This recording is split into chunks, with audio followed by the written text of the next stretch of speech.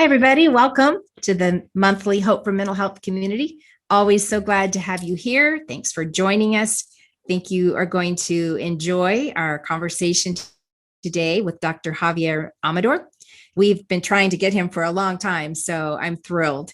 He is an internationally renowned clinical psychologist and author. His books, published clinical research, worldwide speaking tours, and extensive work in schizophrenia, bipolar, and other disorders have been translated into 30 languages. He's also the CEO of the Henry Amador Center on Anosognosia, and you don't know what that is, but you're going to hear today, and a family caregiver of two close relatives with serious mental illness. Dr. Amador is a visiting professor of psychology at the State University of New York, and over the course of 2 decades, he was professor of psychiatry and clinical psychology at Columbia University and director of psychology at the New York State Psychiatric Institute.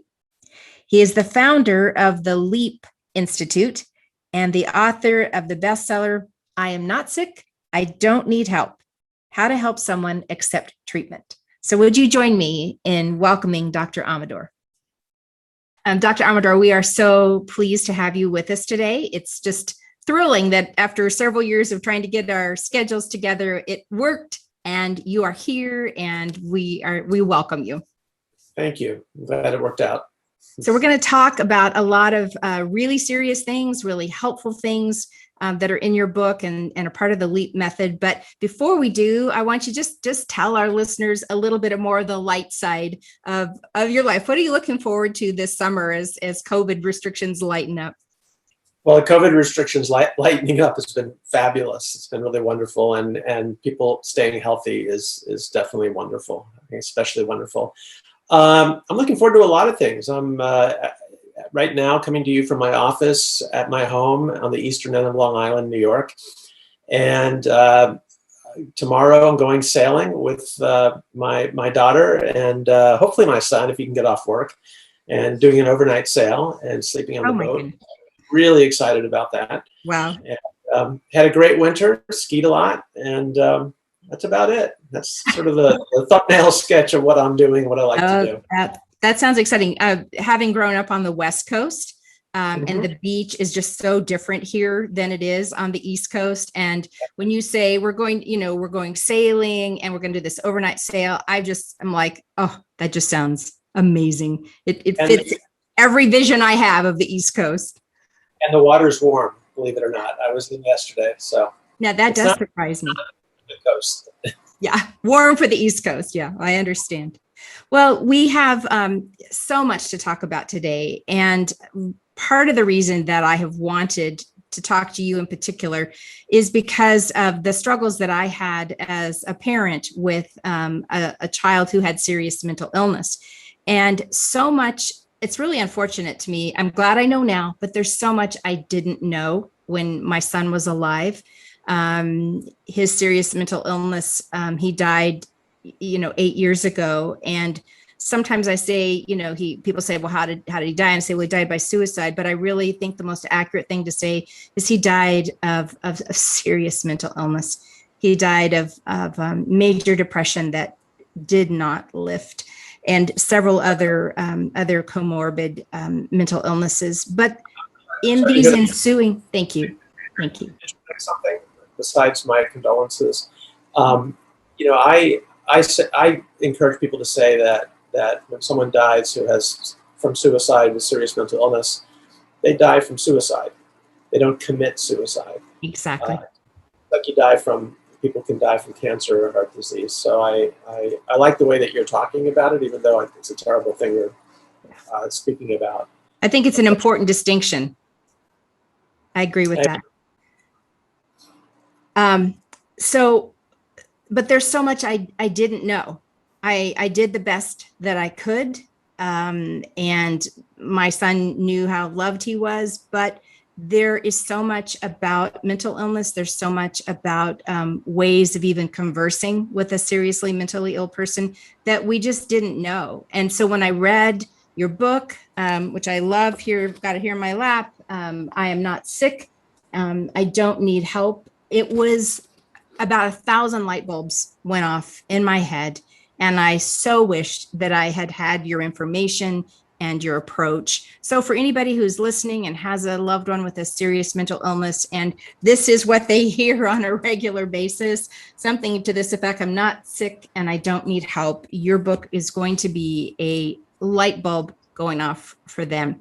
So I would love it if you would just talk to us about what you've learned, why this is so important to you, and educate us a little bit about what the LEAP method is for talking to loved ones who do not understand or appreciate the depth of their own illness.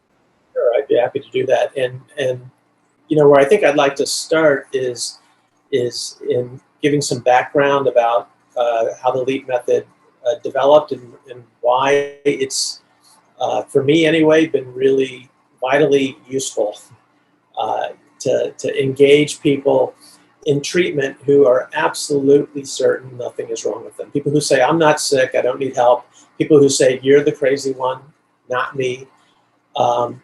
First time I heard that was from my brother who suffered from schizophrenia.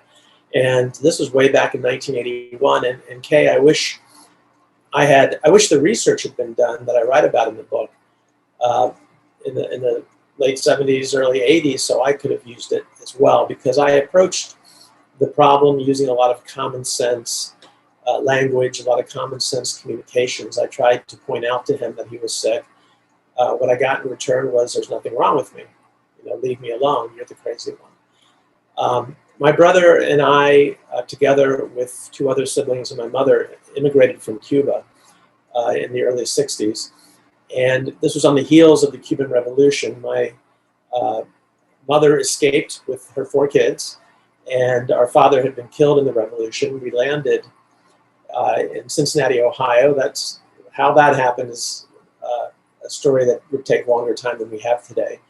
But I bring it up because, you know, being a young Cuban, soon to be Cuban American, not speaking English, with a mother who was understandably very depressed and became clinically depressed, having lost her husband in the revolution, having lost her country. It was a very lonely time for me as a little boy. And I had this older brother, Henry, 8 years older than me, who was in many respects my best friend. And in many other respects, he was like my father because of the age difference and because of the absence of our father. The long and short of it is that Henry and Javier, that's me, were very close. We really listened to each other. We spent time together. We laughed together a lot. Fast forward from that time period, 20 years, to 1981, when he developed schizophrenia. I tried to, during his first psychotic episode, tried to point out to him the ways in which he clearly had some kind of mental illness. He was hearing voices. He was hearing the voice of the devil. He had delusions that he was being followed. He had delusions that our mother, in fact, had been overtaken by the devil. She was the devil himself, actually, and a number of other bizarre delusions. I did the common sense thing. I like any of us would do. I tried to convince him very directly, Henry, you've got a problem, you need help. We argued for about 7 days when I first had my first conversation with him about being ill. And I didn't succeed. I failed miserably. I could not convince him to go see a psychiatrist, much less go to a hospital to get help. And after 7 days, when he started to talk about feeling suicidal, I called the police. And this is long before we had CIT, Crisis Intervention Trained Police. And yet it went really well. It went surprisingly well. And the officers were compassionate. They understood my brother had a mental illness. They were able to convince him to get into the car with them, and they took him to the county hospital, where he stayed. This is back in the early 80s, for a month. I mean, nowadays we'd be lucky to get a week. But he was there for a month. He was on antipsychotic medication. He, from my perspective and that of my entire family, Henry got better. He stopped hearing voices. He stopped talking about our mother being the devil. He stopped talking about the devil following him around and observing him and talking to him. The technical term we use is he stabilized. At the end of that hospitalization, I was at a family meeting. I remember this really vividly. And it was explained to him, by his doctor, Henry, you have schizophrenia. You're going to have to take this medication that you're on for the rest of your life. Good luck. We wish you well. And we went home. That night, and anyone watching me who's encountering this kind of situation can very likely guess where I found his bottle of medication that had helped him so much. And if you take a moment and think about it, I found it in the trash can. So I knocked on his door. I fished the bottle out of the trash can and I knocked on his door. I said, "Hey, Henry, what's going on? You said you take this medication." And he said, "Well, I don't need it anymore." I said, "Well, just, 4 hours ago, you said that you realized that you had schizophrenia and that you would take this medication for the rest of your life, at least this medication or others like it." And he said, "Well, no, I had schizophrenia maybe then, but I don't have any problem now. I don't need it." That began a 7-year period where my brother and I went from being as close as I described a few moments ago and as trusting as we were to becoming distrustful, angry at each other. We went from being allies to enemies. During that 7-year period, he was in and out of the hospital 3 to 4 times a year, close to 30 hospitalizations. His relationship with me completely deteriorated. He saw me as the enemy. He saw me as, he used to accuse me of being brainwashed by those psychiatrists. So during that 7-year period, things really went to hell in a handbasket. Things did not go well for Henry. Things did not go well for our relationship. And things, of course, did not go well for our mother and our family. During that period, I was being trained to be a clinical psychologist. And I was working on an inpatient unit, and I had a patient just like my brother Henry. And I was getting nowhere with her as well, because I was taking the educational approach. I was trying to educate her about the illness that we had diagnosed her with. I tried to tell her her prognosis and what the treatment plan was, but it was all falling on deaf ears. So I had my supervision session with a psychiatrist, a senior psychiatrist, who was supervising me. I was an intern at the time. And Dr. Sardi was his name. Dr. Sardi, as I was telling him the story of my work with this woman and my failing to convince her to accept treatment, he held his hand up and said, "Stop talking. Just stop talking." And I thought he was, telling me to stop talking in the supervision session. What he meant was stop talking to her. Stop leading with your mouth and start leading with your ear. Ask her what she wants. Work with her towards her goals. So when she told me she was not, to use her words, "I'm not crazy," I said, "So what you're telling me is you're not crazy." I reflected that back. And I could visibly see her relax. She continued to tell me, I said, "Well, what do you want?" She says, "I want to get the F out of this hospital." I said, "Okay, I can see that. I'd want the same thing if I were you." I normalized her feeling of wanting to get out. I would feel the same way. Then we started problem solving, finding areas where we could agree. And what we could agree on is that we both wanted to see her get out of the hospital. Long story short is it worked. And we were able to partner and achieve really an alliance where she would take medication in order to get out of the hospital. And she worked with me on an outpatient basis where I did the same thing. I worked with her in the same way, thanks to my supervisor. This was the beginning of the LEAP method. I'll tell you just as a footnote, in terms of my relationship with my brother Henry, it was around that time that I called him up on the phone, realizing all the mistakes I'd been making for 7 years, during which not only was he hospitalized several times a year, but he was even homeless for a time.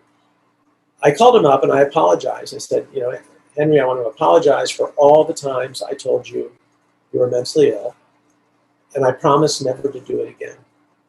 And I kept that promise. For 7 years, telling him that he was mentally ill got him and me nowhere. Einstein's definition of insanity? I was the insane one. He was right. I was doing the same thing over and over and over again, expecting a different result. I kept telling him he was mentally ill, expecting that he would say, "Aha, yeah, I see it now. You're right. I'll take the medication, I'll accept treatment. So I apologized. I promised never to say it again. I also apologized for telling him he needed to be in treatment. And I said, I'll never again tell you you need to be in treatment. That began a whole new chapter in our relationship where I was listening to my brother, I was empathizing with him, and we found areas where we could agree. And we ended up partnering on those in a way that enabled him to find his own reason to accept medication.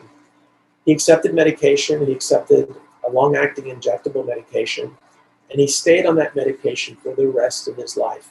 And during that 18 years that he lived, after those conversations, he was in the hospital just one time instead of the 30 times, nearly 30 times in the 7 preceding years. Only one time in 18 years. He had a girlfriend. He had 2 volunteer jobs. He went to a clubhouse to, as he put it, hang out with those mentally ill people. He never believed, ever, that he had any kind of mental illness. Yet he accepted treatment. When I asked him once towards the end of his life, when I give presentations, Henry, I get asked about whether or not you have insight, whether or not you believe you have schizophrenia. And he laughed and he said, well, you know what I think. And I said, yeah, I think I do, but I'd like to hear it. And he said, there's nothing wrong with me. I said, so why are you taking these injectable medications and oral medications? Why are you taking drugs, psychiatric drugs? And his answer was very illuminating to me. He said, I take the medications for you, pointing at me, and for mom and pops. Mom and pops were actually Betty and James. They ran the halfway house he lived in, and they were very close to him, and they treated him very much in the way I had learned to treat him. As, first of all, respecting him as a human being who, not as an illness that needed to be dealt with, but as a human being who was struggling with really complete unawareness of what I was seeing, his doctor was seeing, Betty and James were seeing, that he had a very serious mental illness. He never understood that. So let me give you some context and I'll talk about the LEAP approach. I actually kind of reviewed it just now because LEAP stands for listen reflectively to the person. So when they say, I'm not sick, I don't need help, I would reflect that back. So what you're telling me is you're not mentally ill. You don't need any help. Is that right? Yeah, you ask the question to find out if the person felt understood. I empathized with him and that patient I told you about. You want to get out of the hospital, I said to her. I'd want to get out of the hospital too. It's very frustrating, isn't it? She said, yeah. So I normalized as I empathized when I said I would want to get out too. And we found areas of agreement that we were able to partner on. So what led up to LEAP? Real quickly, some research that will help you if you're interested in learning this approach and taking this very different, not intuitive approach to talking with somebody with mental illness who does not understand they're mentally ill.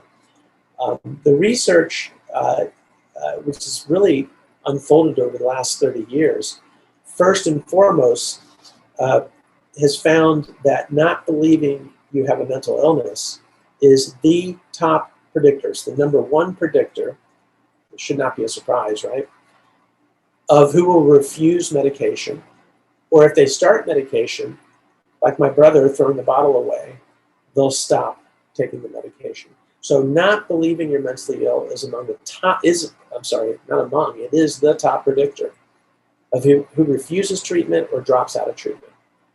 That's really important. That means when I run across somebody with schizophrenia, schizoaffective bipolar disorder, or depression for that matter, who doesn't believe they're mentally ill, the thing that I should expect is that, of course, they're going to refuse treatment.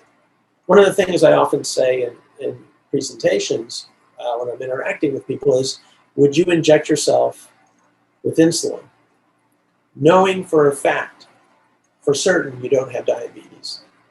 And I ask people to raise their hands, and of course, nobody raises their hand, except for the one person who wasn't listening to the question. And then we all have a good laugh about it. But of course, you would not inject yourself with insulin if you were certain you didn't have diabetes. It could really hurt you. It could even kill you. And I've heard that about antipsychotic medications. I don't want to take it, it's poison. I don't want to take it, it's causing the voices. All sorts of reasons for why the person doesn't want to take it.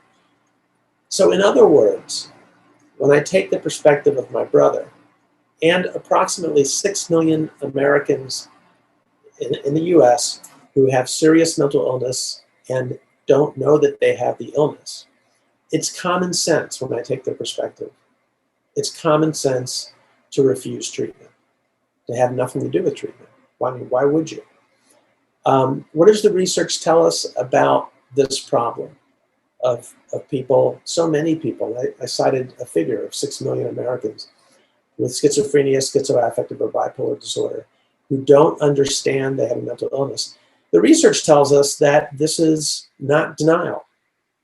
Now, when we think something is denial, we want to kind of push through the denial. We want to educate the person. Perhaps we'll have a family intervention. We tried all those things with my brother Henry during the 7 years that we argued. That doesn't work. And the reason it doesn't work is because the problem is not denial. It's a neurological symptom called anosognosia. And that probably will give you some pause. That's a tongue twister. But anosognosia was first described 102 years ago now, in 1919, by a neurologist in France, who, his name is Babinski, who was evaluating patients who, for example, were paralyzed on one side of their body. This is following stroke or tumor or brain injury, paralysis, and they didn't know they were paralyzed. It's a really remarkable thing to see. And I've worked on a neurology service previously, and I've had the, if you can call it, the opportunity to evaluate neurological patients with anosognosia.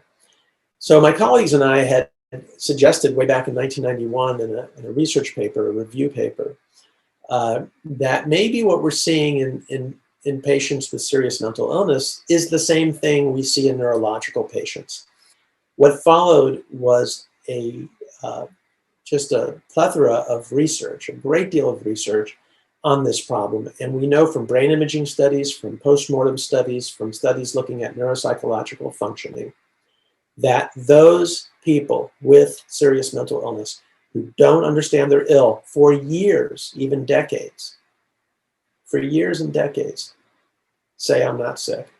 They have anosognosia. They have dysfunction, in particular, in the prefrontal cortex and the frontal cortex of the brain. So, you know, for some of you watching Kay and me, you may be thinking, well, that's really bad news, right? What do I do with that? It's actually good news because it tells me I should approach that person in a very different way than I first approached my brother and the patients I treated early in my career. Stop trying to educate, stop trying to break through denial, because it's not denial, and instead work towards gaining this person's trust, respecting the person in my communications, respecting their experience. And it turns out, when you look at the research on Therapeutic Alliance, the top predictor of who will accept treatment, even though they don't believe they have a mental illness, is an alliance, a relationship with somebody who talks to you in this way, with respect, with a lack of judgment, works with you on your goals, and leads with their ear, not with their mouth. You know, listens first and foremost, and empathizes with the person. So the LEAP approach actually has 7 tools. These are not steps. I'll just really briefly, in the time I have left, give you kind of an overview of the four of the tools. I won't even call them the main tools because there's 3 others. The L, of course, stands for listen, but it's a very particular kind of listening that we teach. We call it LEAP reflective listening. And so, for example, if somebody says to me, you know, my problem is not being mentally ill. My problem is my mother. She keeps calling the police on me, and what I need somebody to do is to deal with the CIA. So if I listen to that person, rather than jump to reassure them that the CIA, you know, and disagree with them, the CIA is not, you know, following them. Instead, I would say, so hold on, let me see if I understand you. This is an example of leap reflective listening. Let me see if I understand. Your mother keeps calling the police on you, and that's not, and saying that you're mentally ill, and that's not your problem. The problem is that the CIA is following you and monitoring you. Did I hear that right? I would join the person where they're at. And where they're at is actually a very lonely place where they feel betrayed by their mother. They feel, frankly, I've heard this many times, abused when police intervention is involved or crisis teams show up at the house. And the biggest problem they have is not being dealt with. The biggest problem that person has that I've just role-played is the CIA conspiracy. And nobody will talk to the person about the CIA conspiracy unless they're using LEAP. If you're using the LEAP approach, you will listen to that person, you'll reflect that back. I'd reflect back, what you're telling me is you're not sick, right? Your biggest problem is the CIA. Did I hear that correctly? And you see people visibly just relax. Not always, but the overwhelming majority of the time when I talk to them in that way. When I listen and use what I'm hearing to gain their trust, to communicate respect and a lack of judgment. I then work towards the E in the LEAP approach, which is to communicate around feelings and emotions and empathize with the person. And I'll ask questions like, you sound pretty angry at your mother. I'm furious with her. I'd be angry too if somebody called the police on me. I'd be very angry. This may sound worrisome to people I know it sounds worrisome when people first hear about this approach. The other tools involve, among other things, giving your opinion. You do get to give your opinion. It's just that you do it in a humble way. So if the person says, well, do you think the CIA is monitoring me? Do you believe me? I might delay giving my opinion for a while using one of the LEAP tools.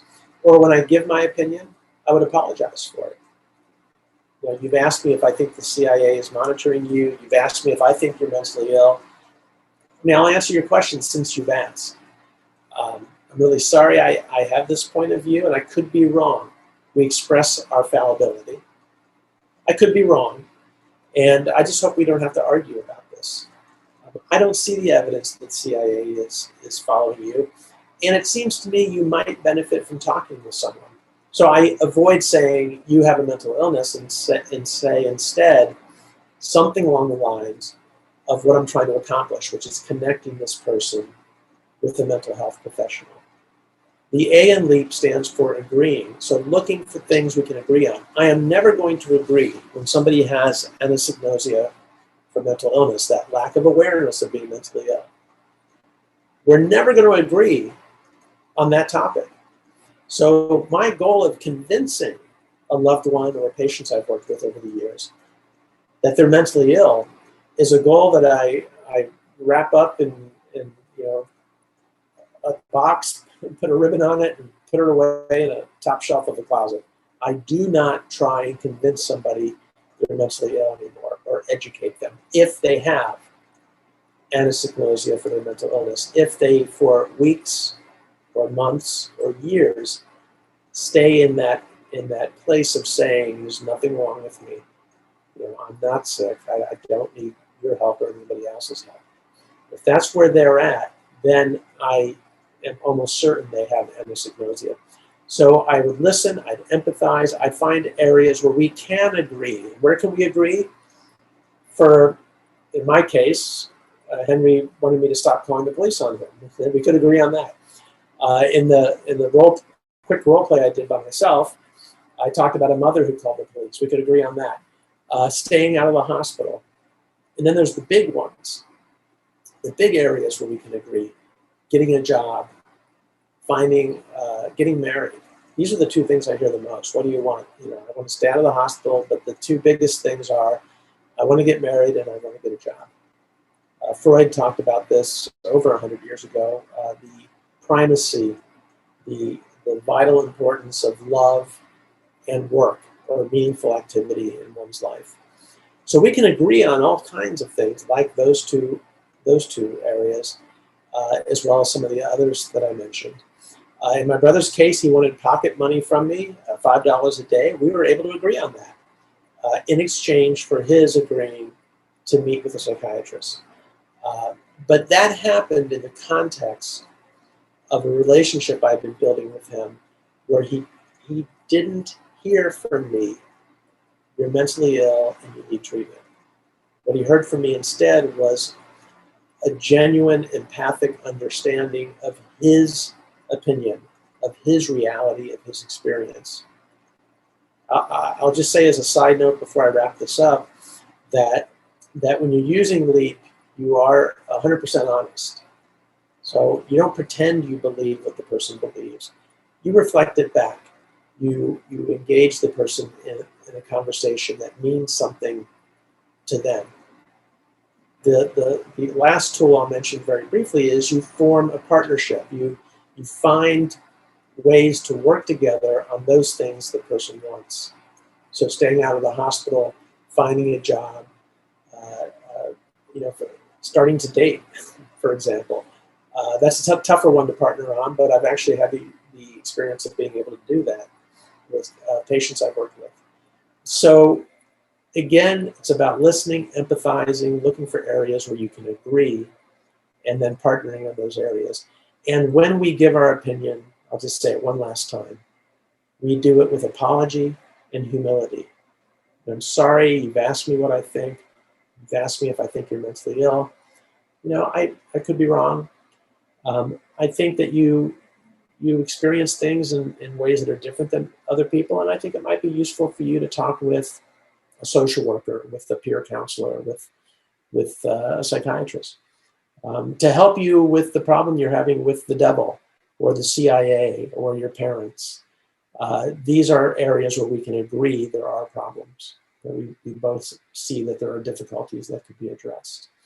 So I'll stop at that point, and Kay, if you want to have a discussion about this and ask any questions, I'd be happy to do it.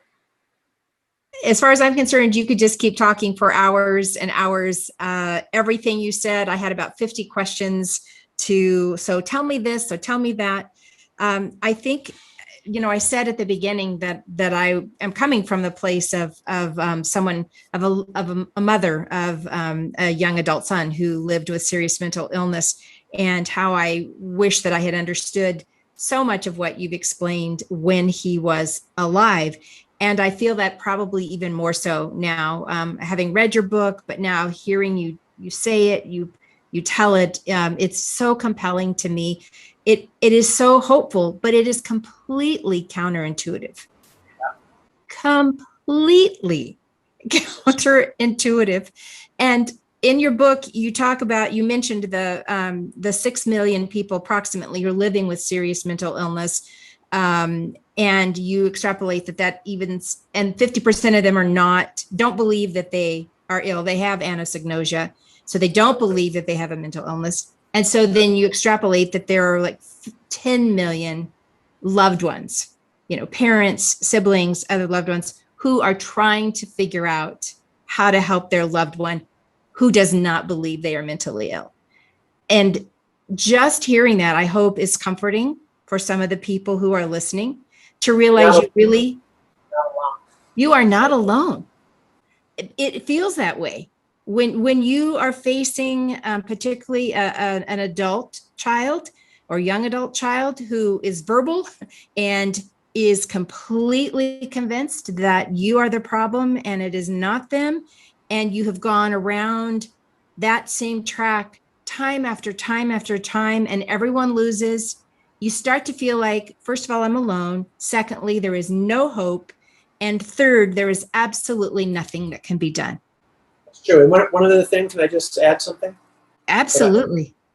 That I felt in really countless families I've worked with start to feel. We feel depressed and sad, but we also feel angry. I got very angry with my brother. He got very angry at me. And it's so sad because really what my intention was to be helpful. And instead, my feelings this situation, anosognosia, and the common sense reaction to it, which is try to convince the person they're mentally ill, leads to loneliness, sadness, depression, and then even anger. I just want to normalize for that. For both. Oh, yeah. Yeah. So, I mean, I was talking about the family members who, from my family, but my son felt so alone. He felt like no one understood him. He felt like he was saying things in as clear a language as he could. And it's like we were speaking different languages. And so that ended up with not only us feeling frustrated and hopeless, but him feeling hopeless and frustrated. It causes such pain and agony for both the person living with mental illness and then the people who love them. And as you say, with such good hearts, are trying so hard to get help for them and make it better. So what you have, what the research has shown and what you have put into place and the way that you, my son would have loved to talk to you as his therapist. He would have come and told me, Mom, he gets me. He understands me. And that in itself would have more than made his day. It could easily have made his year. It could have led him to a different place. So I'm really grateful for the ways that you have used your pain and your experiences to translate that into bringing comfort to the person who is living with the illness, and then comfort to the people like me who want to help. So just thank you so much. Thank you. There's so much I wanted to talk about, which is why you have the whole training, because there's too much to say in just this little short bit of time. But I was really kind of fascinated, again, from the family member point of view. In the beginning of the book, you talk about some myths. I mean, I want to come back and talk the specifics about the LEAP approach, but you talk about some myths that I could identify with for other family members who've been around this terrible block over and over and over. There can be the feeling of, I'm just going to let a sleeping dog lie. It's too hard. It's too impossible. We don't get anywhere. We're just going to let this. And so talk, if you would, just about some of those myths of why treatment, how those myths keep our loved ones from getting that, how we should not believe those myths. Well, it's hard not to take that tactic sometimes, right? It's when, especially when there's a lot of conflict around trying to get somebody to accept help. When things are calmer, when the person's holed up in the room alone, sort of like, it's a break. I think taking breaks and taking care of ourselves, and speaking to families now, is vitally important. So that's not really what I'm talking about now in terms of that particular myth that it's okay to let sleeping dogs lie. What I'm talking about is when you're ready to re-engage, please do. Because when somebody is in untreated psychosis or a manic episode for months and years, the more time that goes by, the less likely they are to respond to treatment. This has been really well researched, and early intervention and consistent treatment is really important. Now, I don't want to be pessimistic for those who are dealing with a loved one who's been out of treatment for 5 years or 10 years, because treatment can still work for that person. It's simply, really my point is that if this is the first episode, the second episode, that's a really critical time period where you really want to work to engage that person in treatment, because it can make a big difference over their lifetime. One of the myths that you mentioned is that I've heard people say, well, denial is good.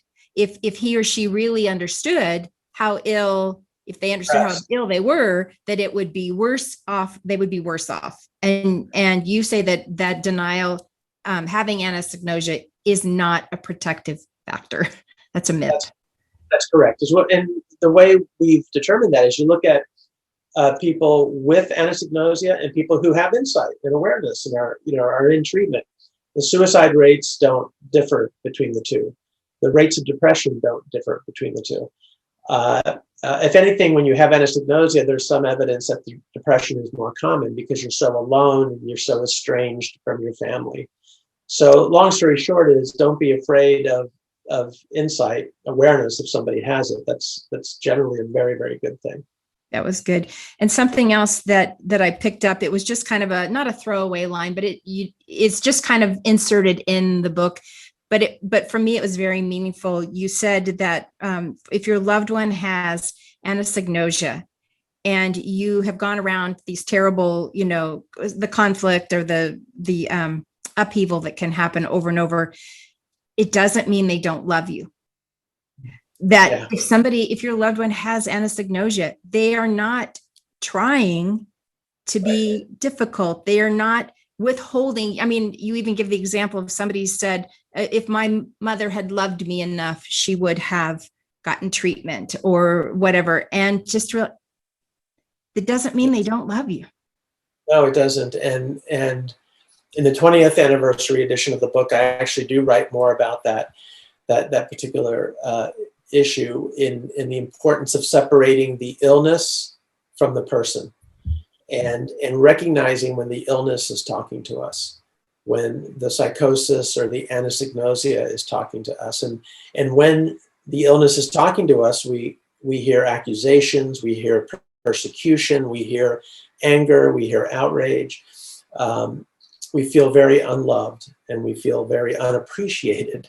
And I think particularly when violence also becomes, when I talk to parents, that is probably one of the knife in the heart, is the loved one who may have anosognosia or just may be severely ill and don't respond well to treatment.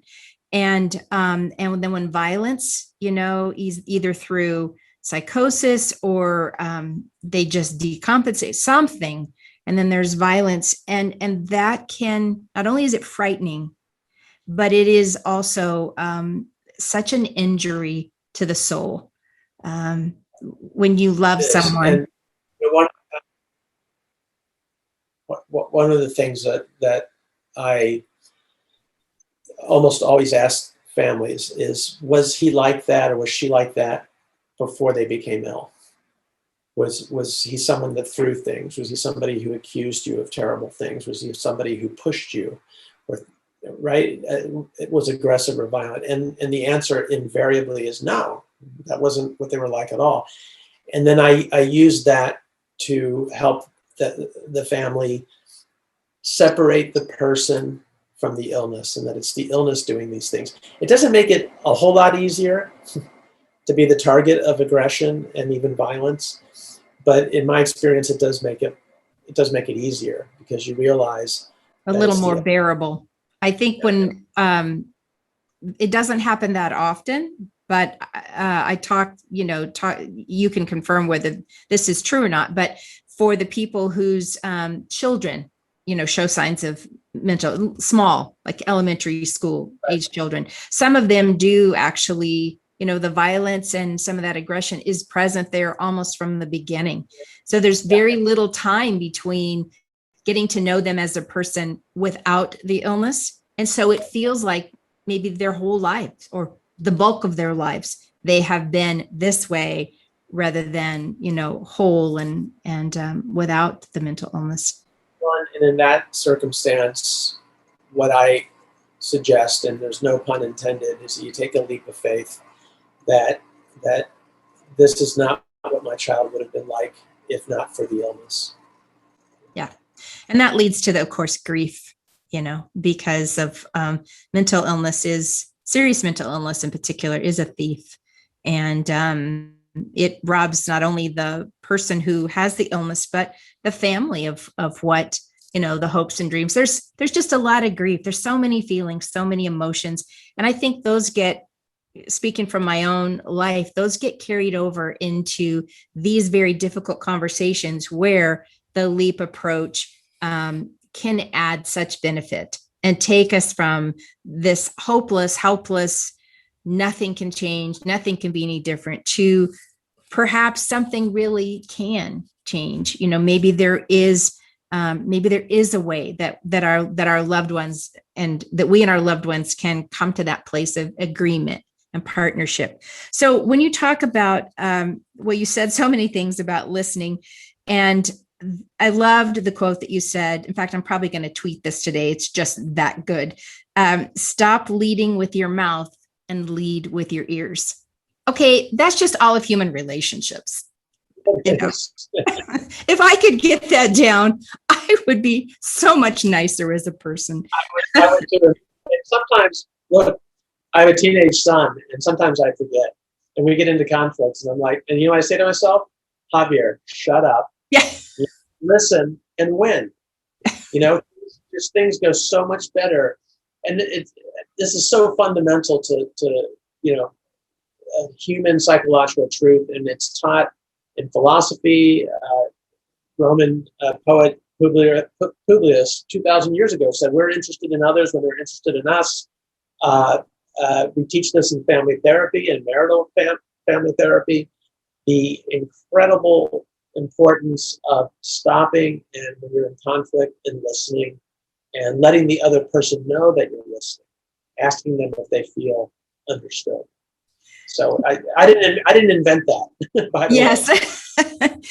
Well, it's great advice. It is great advice. And so if we talk about the four in the LEAP, the listen, empathize, agree, and partner, you had 7 guidelines on how to listen reflectively. And maybe you could go over, I think particularly to talk, one of them is to make it safe. Just for time, I'm going to give a couple of these because I want to focus on a couple of these in particular, but the very first one you talk about listening reflectively is making it safe for that conversation with them. And then to know your own fears, to know what it is that would keep you from listening reflectively. And I could really identify with that partially because I recognized the way I'm wired, I can be a little more rigid about what's right or what's wrong. And when my son, or I actually have a good friend that I have some struggles with because he has psychosis, and I'm already knowing I need to go back and redo the way I'm talking to him. But it's because I get stuck in that, but that's just so wrong. Or that's just not true. That is not what's going on. So our own rigidity, our own thing, but also the thing that you talk about, help us through this. What do you do with the fear that you are going to get talked into a corner that you don't know how to get out of? Well, the other 3 tools I didn't talk about are delaying giving opinions. When somebody says, well, then, tell me if you think I'm mentally ill.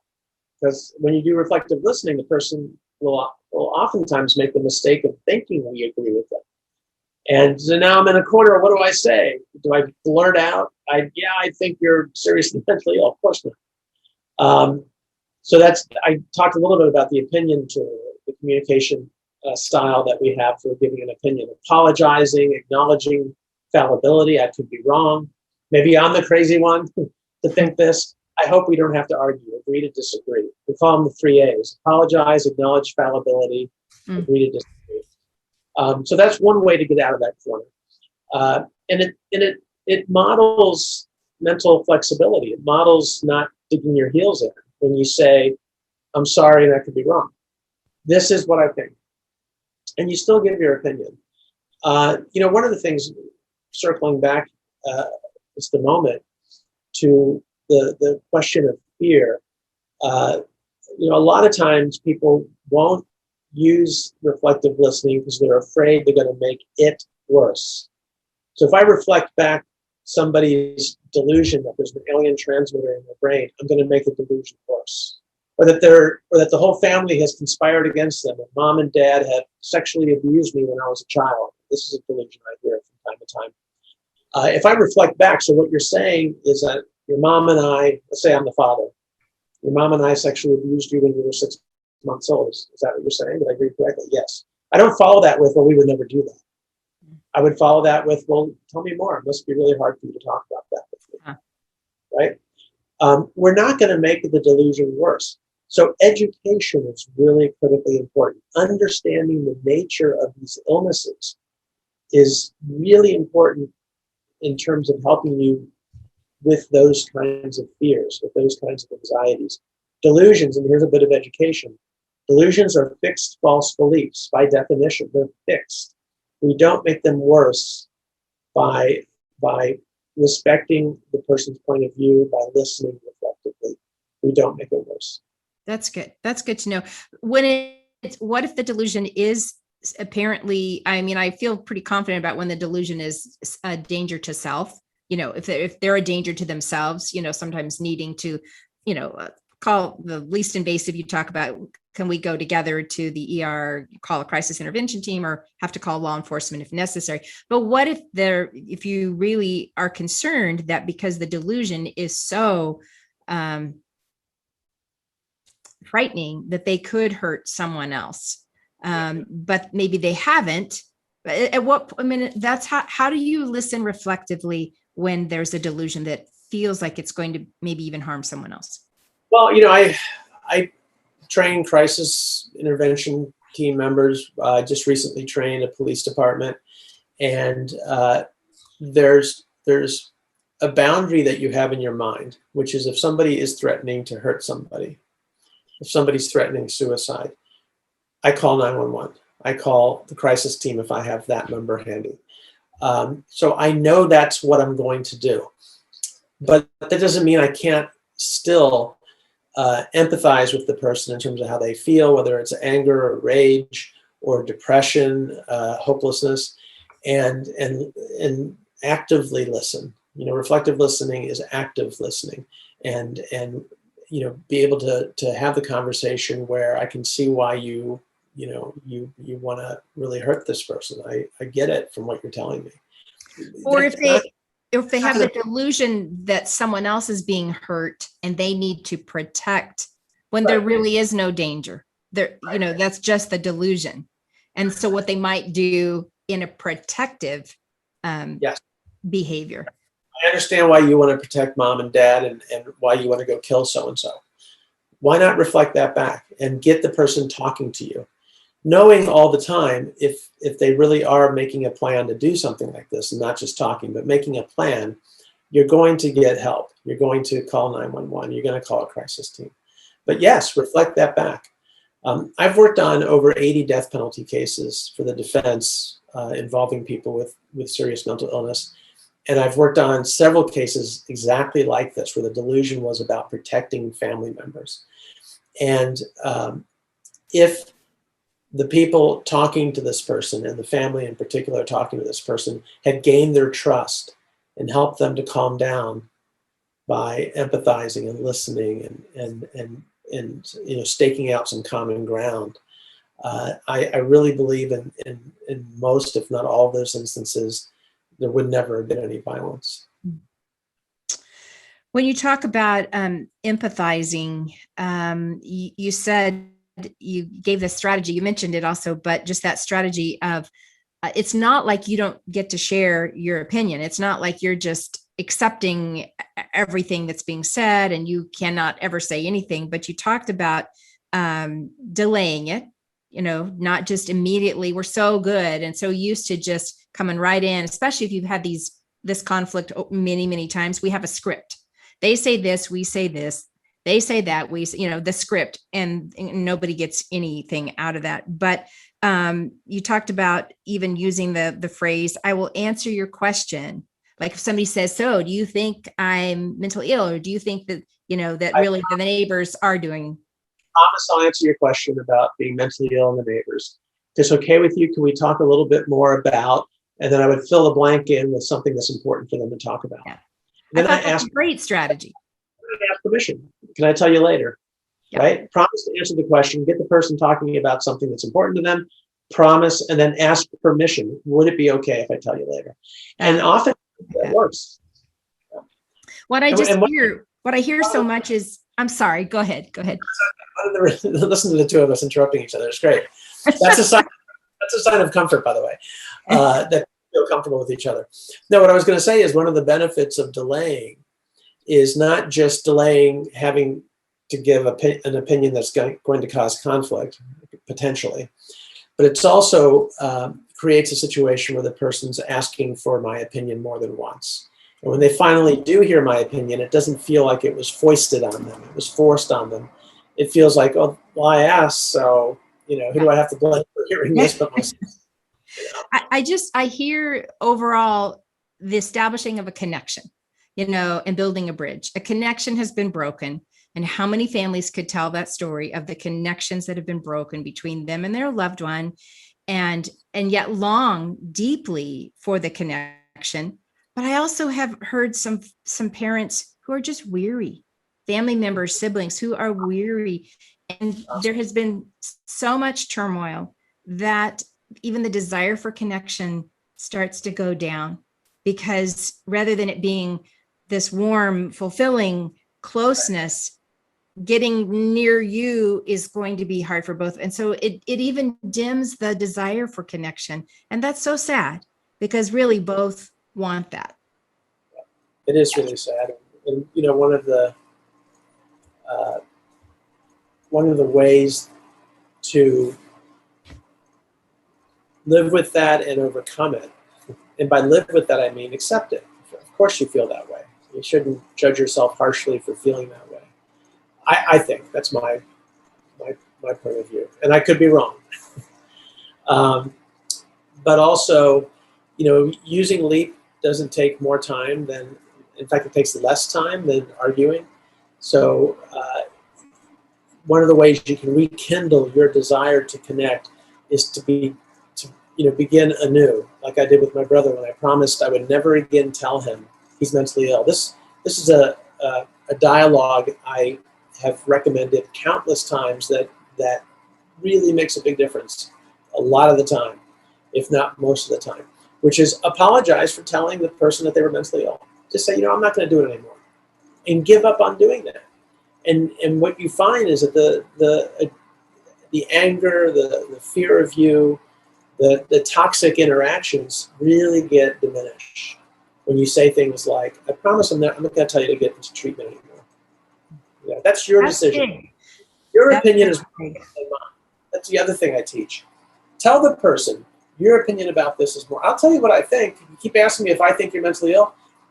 Your opinion about that is much more important than mine. Wow. And think about it. It's actually true, I think, because the person with the mental illness, their opinion about whether they should accept treatment or not will drive their behavior. My opinion is not making an impact. That's really true. So if we wrapping up, just a couple other things. So if somebody's listening and they realize they have not done this at all using the LEAP approach, that they have done the exact opposite of that, maybe even for years. I was going to say, how can they actually start? Where do they start? And what I just heard you say makes me think your answer might be, but I could be wrong, is to start with an apology. Yes. Is that the best place to start this whole process? Absolutely. I have another book, and I'm not trying to sell a book here, called I'm Right, You're Wrong, Now What? And it's all about that book too. Well, it actually came from people over the years coming to workshops and seminars saying, hey, can I consult with you about working with my board of directors, or can I consult with you about my marriage, or can I consult with you about dealing with my adolescent kid? So long story short is, I've been teaching and utilizing and consulting with the LEAP method in a wide range of areas. So in that book, I cover a wide range of circumstances and relationships. And there's a whole chapter called Opening Closed Doors. And it is entirely focused on that apology that you just mentioned. Apologizing for having a hard and fast opinion, whatever it's about. And in the case of our conversation today, it's about the person being mentally ill and needing treatment. Apologize for that opinion, because it's actually been harmful. And why? Because the person has a neurocognitive symptom called anosognosia. It's not that they don't believe this is very, very important, I think, in my experience. It's not that the person doesn't believe they're mentally ill. They cannot see that they're mentally ill. They cannot comprehend that they're mentally ill. So our opinions, in fact, are like barbs. They're really painful, our opinion that they're ill and need help. So why not apologize for that? you used, that just made me think of one of the examples that you used. You referred to it, but you also talked about the man who'd had a stroke and was paralyzed on his left side. Would you just, because I think that just brought it into such focus to me of what it must be like to have anosognosia. Well, I asked him, this is a man on the neurological ward that I was working on who had hemiparesis, so that means he's paralyzed on the left side of his body. I asked him, assessing anosognosia now, whether or not he had that symptom, do you believe, can you move your left arm? His left arm was paralyzed. He said, oh yeah, I can. So I'm already now starting to think he may have anosognosia. But in the assessment, you go further. Well, do me a favor and move the arm. Well, the arm doesn't move, and I asked him what happened, and he said, oh, I moved it. That's called a confabulation, where the person confabulates and really truly believes they did something that they didn't do. So I said, well, you weren't looking at your arm. Look at it and move it again. Do you mind? And he said, okay. So he doesn't move the arm, and I asked him why he didn't move it. Remember, he doesn't understand he's paralyzed.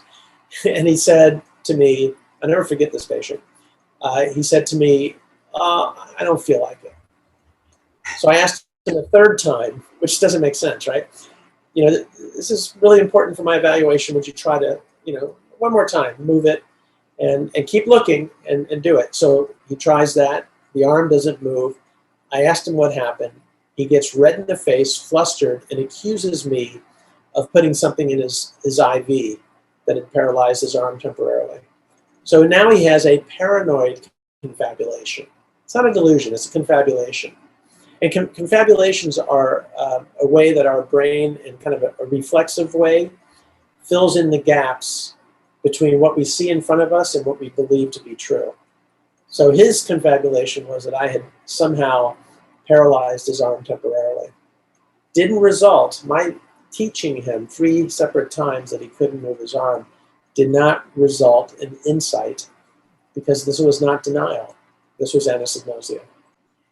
That was so powerful, and it brought it from the intellectual assent of I can understand, okay, you're telling me that somebody is unable to understand that, and I can accept that. But that example to me just took it to the emotional level of it moves it from intellect to compassion.